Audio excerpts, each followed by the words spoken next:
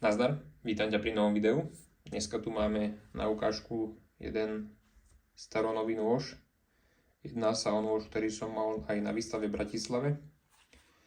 Čiže aj na púzdre je rok výroby 2025, keďže som ho vyrábal v decembri. Nôž je vyrobený z ocele N690 v hrúbke 2,5 mm.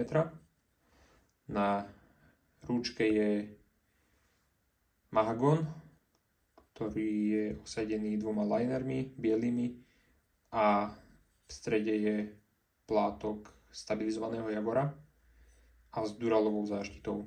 Ešte k čepeli ocele Kalena na 60 stupňov Rockwella. Je to taký menší nožiček. Celková dĺžka je od špičky po pätku rovných 19 cm. A od špičky po začiatok rúčky, čiže čepel má 8,5 cm. K nožu je aj kožené púzdro, ktoré je ušité z 3,5 mm hovädzej hladenice. Zozadu vidíme slovenský znak, čiže krajina výroby, APX výrobca a rok výroby. Klasická slučka na opasok, čierna farba, nejaké dozdobenie hubami, vhodný ako darček. Toto je tretí nôž, ktorý som takto vyrábal. Prvé dva boli vyrábané na zákazku ako dary a tento tretí zostal voľný.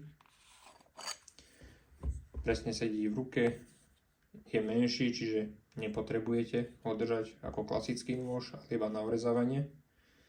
Čiže sa zapreme a orezávame.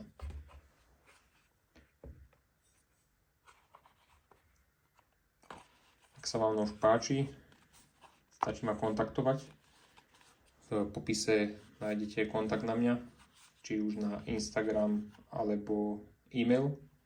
Stačí mi napísať. Keď sa predá, tak ja to napíšem buď do komentáru alebo do popisu videa. Ďakujem za zhliadnutie a vidíme sa v ďalšom videu.